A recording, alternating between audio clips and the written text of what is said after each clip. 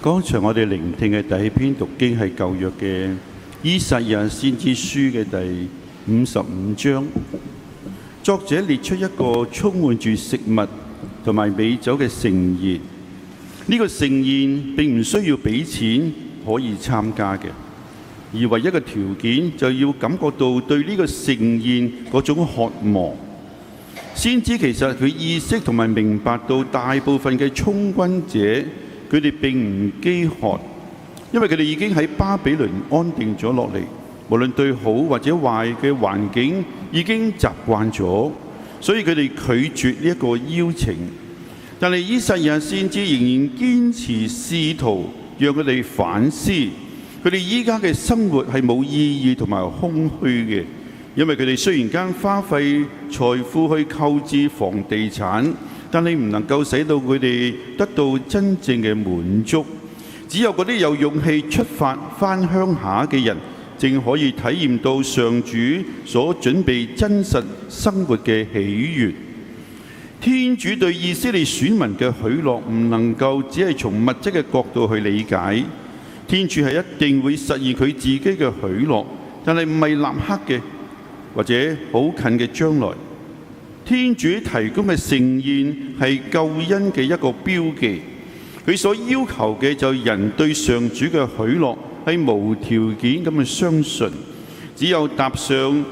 通往天國嘅人，只能夠作證自己揾到天國嘅筵席。天主俾人嘅喜悅係可以感染到其他好多人，並使唔相信嘅人能夠改變自己而進入天國。唔知大家記得喺2個星期之前呢，我特別邀請咗3位最近升神父嘅平均30歲嘅新嘅神父重臨我哋主教座堂，同我哋一齊舉行感恩聖祭，同頌主恩。喺當日呢，我自己有2個嘅感受。第一，我記得自己升神父差唔多50年前呢，曾經參加一個亞洲嘅研討會，其中一次午餐之後呢，有個參加者，有個女孩子走埋嚟，佢好嚴肅咁同我講，佢話陳修士，如果你唔做神父呢而結婚，相信會有一個人好開心嘅。不過如果你繼續做神父呢，會有更加多人開心嘅。我唔知講乜啊。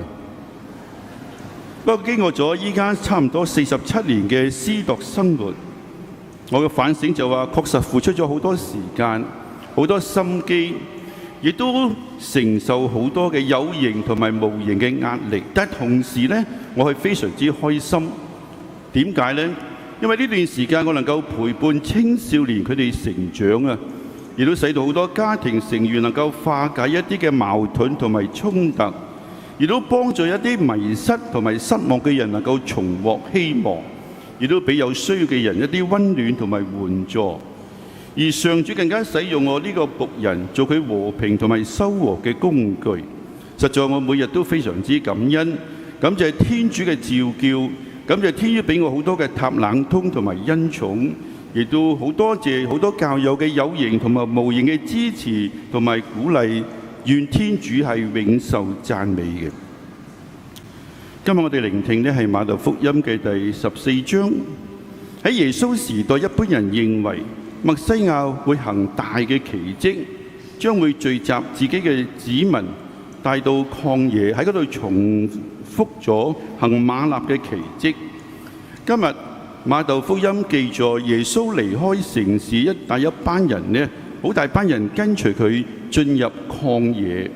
福音作者藉此想讓人知道耶穌就係新嘅梅瑟。面對其他人嘅需要，佢時時觸動耶穌內心嘅感覺。主耶穌佢係充滿憐憫嘅，時時願意同其他人一齊受苦。主耶穌並唔單止面對疾病嘅挑戰，亦都接受咗人性軟弱同埋無助嘅挑戰。佢唔單止好似人一樣面對缺少食物嘅擔憂，亦都感受到缺少生活必需品所帶嚟嘅憂慮。主耶穌對我哋人時時有份嘅同情共感嘅觸覺。一般情況，人好希望放棄自己嘅責任，特別係承擔領導嘅責任。正如今日聖經話：請你遣散群眾吧，叫佢哋各自去村莊去買食物。呢個係門徒嘅建議，佢哋唔明白到跟隨耶穌就意味住要承擔責任，特別要照顧有需要嘅人。耶穌所賜嘅食物並唔單止係物質嘅層面，亦都唔單止對食物嘅飢餓，亦都唔係對水嘅一個飢渴，而係對聆聽上主話嘅飢渴。主耶穌都好清楚咁證實，人生活唔單止靠餅，亦都靠天主口中所發嘅一切語言。喺上個星期日打風過後呢，中央執事團體好彩能夠繼續喺當日下晝舉行呢個慶祝中央執事委員會成立嘅30年嘅週年。30年嘅標記住香港嘅終身執事聖職從冇去到有。因此34年前呢，我哋香港教區由當時嘅胡振中書記宣布，要喺香港推動設立呢個終身執事聖職，而都係亞洲首批回應梵二大公會議呼籲嘅地區之一，亦都可以話從懷疑到廣泛嘅接納，從最初只係20%嘅神職人員支持，到今日已經上升到80%，而教友嘅支持率亦都達到96%嘅百分比，反映到教會心態嘅深刻嘅轉變。喺過程當中，呢幾十位嘅終身執事嘅出現，雖然間有佢個人嘅有限，但佢哋嘅愛心係無限嘅。佢哋使到好多坐監嘅人士、住醫院嘅病人、心靈受創傷嘅人都能夠得到及時嘅安慰同埋溫暖。總括嚟講，慶祝30週年嘅紀念，既為感謝天主藉住終身執事聖職帶嚟嘅恩寵，亦都重申教會致力於服務、共融同埋福傳嘅決心。佢亦都邀請所有嘅人喺各自嘅生活當中回應服務嘅召叫，成為希望嘅見證人，成為希望嘅傳承者。喺今日嘅聖經俾我哋兩個嘅好消息。第一，昔日嘅以色列人喺巴比倫充軍，其實亦都係我哋所有人都可能成為奴隸嘅一種標記，亦都可能成為咗物質、恐懼、仇恨、權力同埋貪婪嘅奴隸。今日主耶穌邀請我哋赴宴，同埋許諾俾我哋真正嘅喜樂。我哋唔需要驚，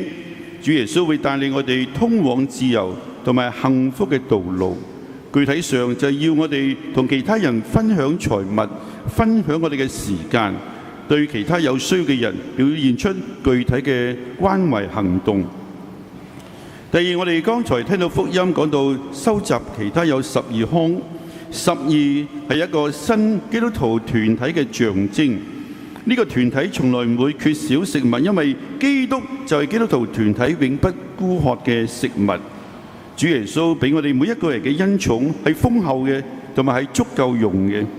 今日主耶穌繼續派我哋喺各自嘅崗位同埋環境上邊，繼續去滿足其他飢餓者嘅需要，特別喺弱小者身上能夠睇到受苦嘅基督。